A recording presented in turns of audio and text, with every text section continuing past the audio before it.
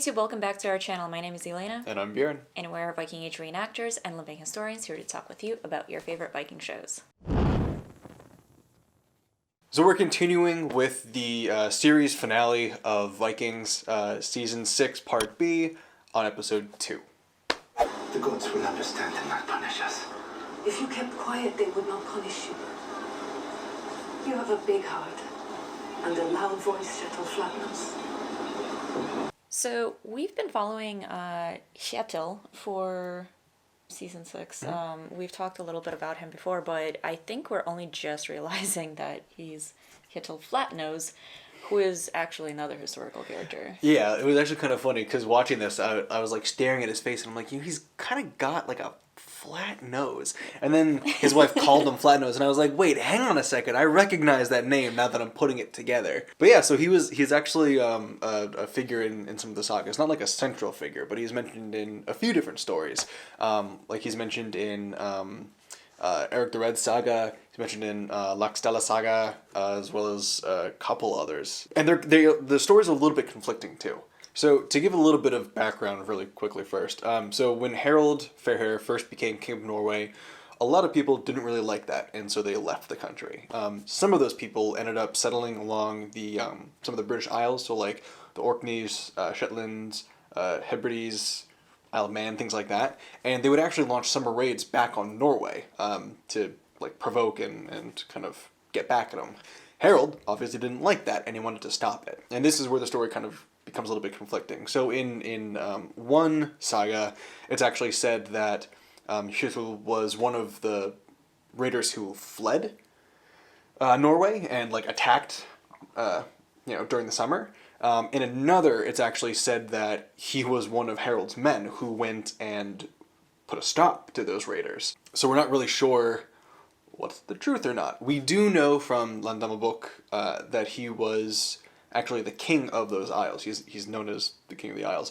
But whether or not he was the king there because he fled Norway and led summer raids to attack the homeland, or whether he was gifted those islands by Harald for his good service, we don't really know. But it is really cool, or at least very interesting, to know that he is a little bit of a historical character.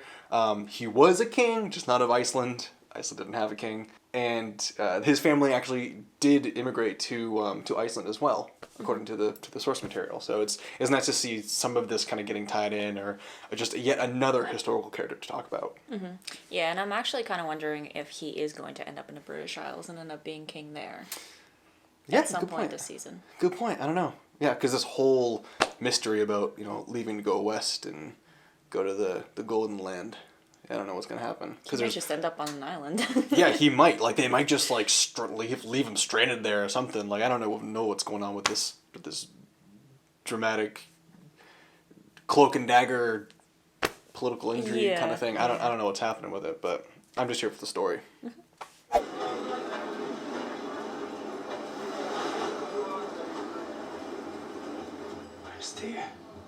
So we're seeing Prince Tyr come back again. We saw him like real quick in the first half of the season. We didn't really get to talk about him too much. Yeah, I think we were a little bit distracted by Hook and Face at the time. Yeah. Him and Oleg's other brother, Askold, I think it was, that died in the first half of the season. So they're also historical characters.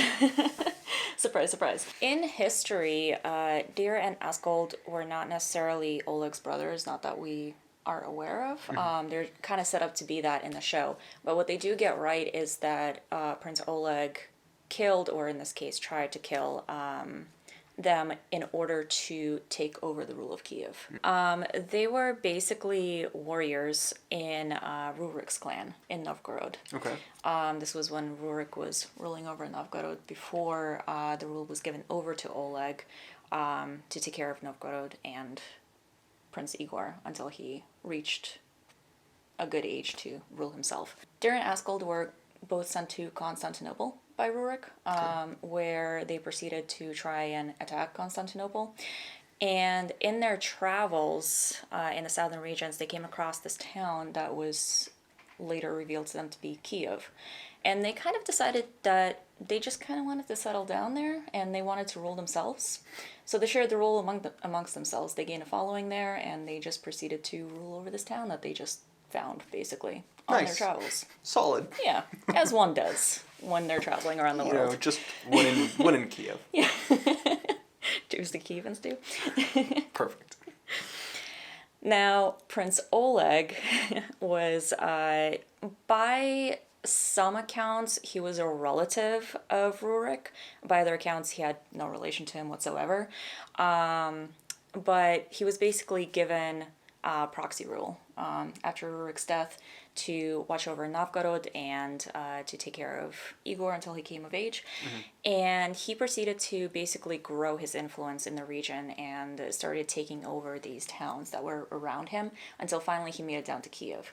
And in Kiev, he proceeded to then trick and kill Prince Tyr and Prince Askold. Just like we saw first season. Exactly. So this is where the Viking story kind of picks up on that. So he did succeed in killing Askold here. He did trick him and kill him here. And he did attempt to kill Tyr, except for he kind of failed this time around.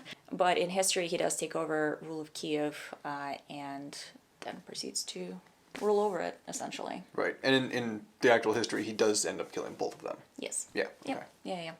Yeah. And he is credited as not merging, but bringing together Novgorod and Kiev under one rule. Interesting. So maybe we might see a little bit of that happening too here. Yeah. I believe we should attack Constantinople. A richer and much more attractive target. So Oleg just talked about leading an attack on Constantinople instead of on Scandinavia, and that's pretty interesting because we do know that there was a fair amount of interaction, we'll call it wars and battles between the Rus and Byzantium and the Byzantine Empire. Kind of like you mentioned earlier, with the two leaders Askold and Tyr kind of leading unsuccessful raids on Constantinople. I think that was around like 860 or so. Again, in 911, 912, it said that Oleg actually leads his own kind of invasion, his own fleet down into Constantinople. We talked about it before last season.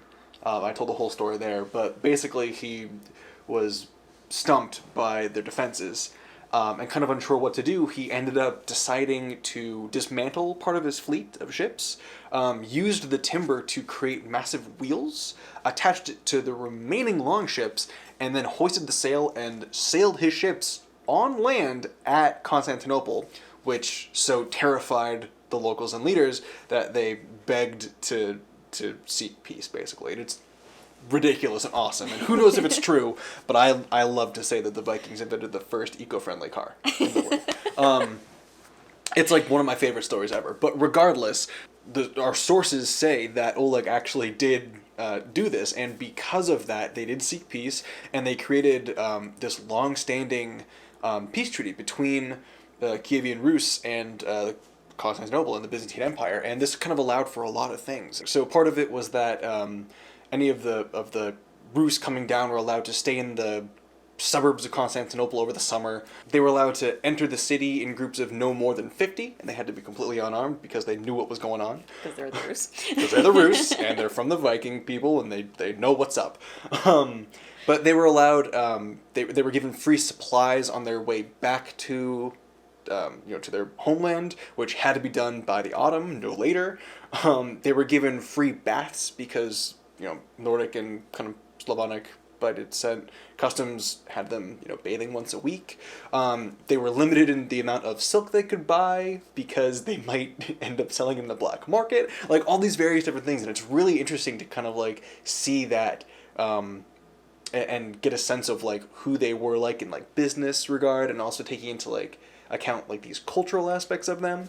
But it created this really long-standing kind of agreement that stretched on throughout the eras, and you see this peace treaty between Kiev and Constantinople kind of like getting re-upped and renewed every couple decades or so with new leaders either coming in and coming to new terms or kind of having a little bit of conflict before finally settling down and figuring things out. But it's just really interesting because this is one of like the first big treaties that we get between those two huge powers. Why did you want to talk to me? I like Vikings. I would like to have a bodyguard of Vikings. I would trust you more than my own guards. So while we're on the scene, there was something else that he brought up that I found interesting, and that was that he wanted his own personal Viking guards. And that reminds me of the Varangian Guard. Totally.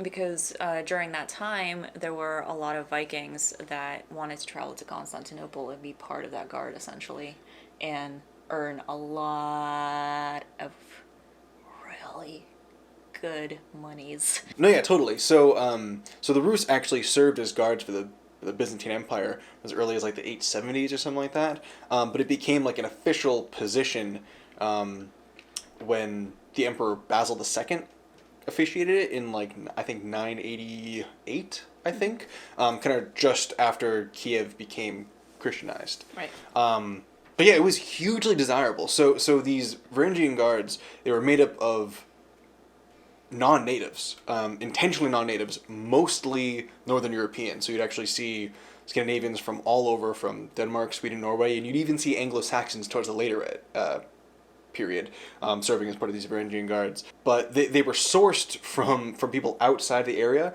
because they had no local political ties, so they were only loyal to those who they swear oaths to, and so they could be counted on more than the actual Byzantines, who would often kind of have differing opinions. And they could also be used to, like, crush any kind of, like, local rebellions or revolts.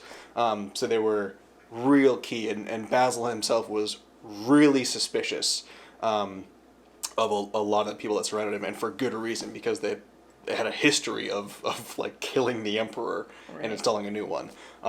So, hilarious.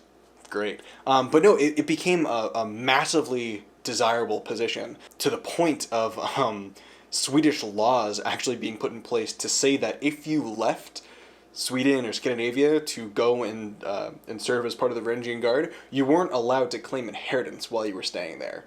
And that was kind of made as a way to dissuade people from leaving, because yeah, you get a lot of riches, and you know, it's a bountiful, luxurious kind of foreign land, but too many people are leaving. Like, there's not enough people home to do things. So they basically put in place of, like, you know, if your father died and like you were supposed to inherit his farm or whatever like that, you would just, nope, sorry, too bad. You left. That was your own fault. Good luck, kind of thing. But the Varangian Guard was in place up until like the 14th century, so it spanned hundreds of years.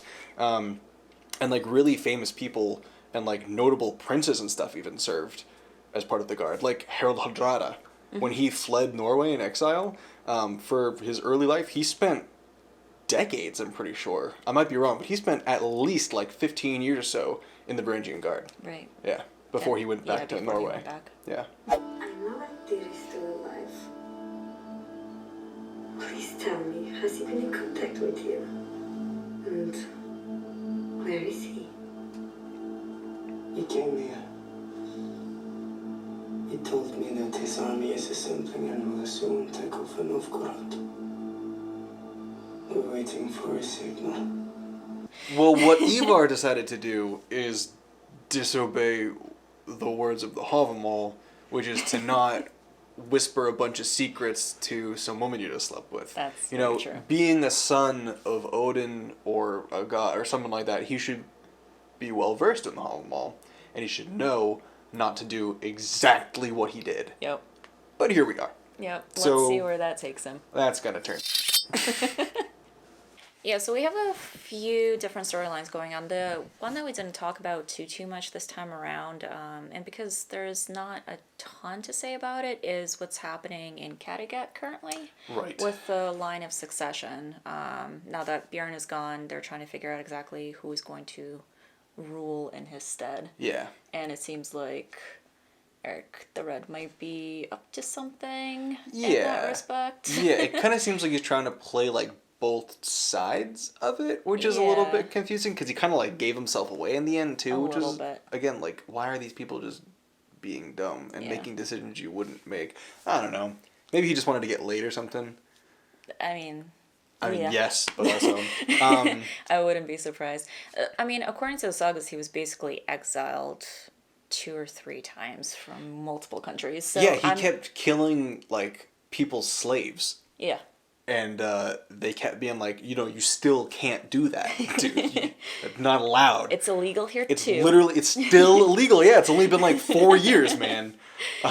So I am kind of wondering if they're going to use this as an excuse to like exile him out of Norway. Yeah, I was gonna say the same thing. Like maybe he's trying to play the 2 women against each other, but maybe they're gonna figure it out and like team up and kick him out or something. Yeah. It could be like a very roundabout way to get back on track with history. Yeah, exactly. So it's like kinda true. Yeah, and maybe then he'll find Uba. Maybe. I don't know.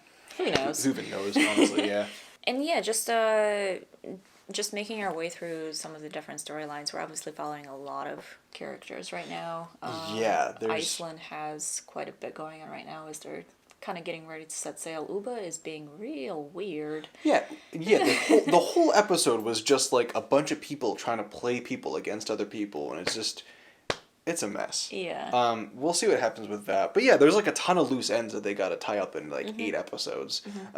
Between everything that we've mentioned as well as all the stuff going on with Oleg and Igor and Eivor and Fitzurk and all of the things. Yeah. I'm confused whether they're going to go north to England or south to Constantinople.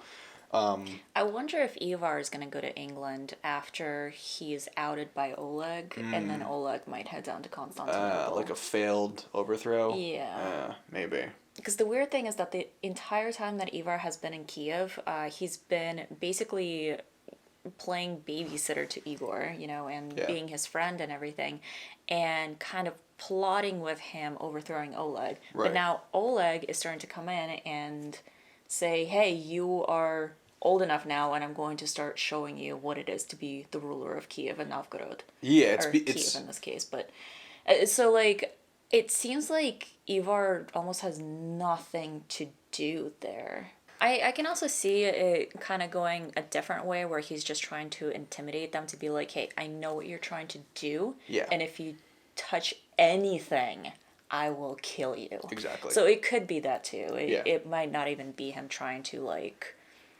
bring Igor up to rule or anything like that. It could be him trying to intimidate him out of ruling, but I guess we'll see how that goes. Yeah, I have a feeling we're going to find out pretty quickly. Yeah. Honestly. Yeah. With everything that's going on, I think it's going to be pretty rapid paced for the resolution, just Exactly. to get through all the plot lines and Exactly. get everything figured out.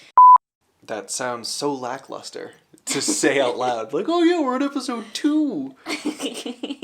Cool, I binged it all the first afternoon, I don't know. Congrats. Congrats, you're way behind. So to give a little bit of a background before I... Before we what now? Before I just...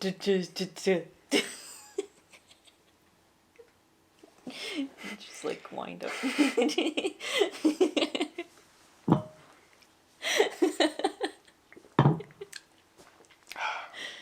Another interesting thing that he said was that he wanted to...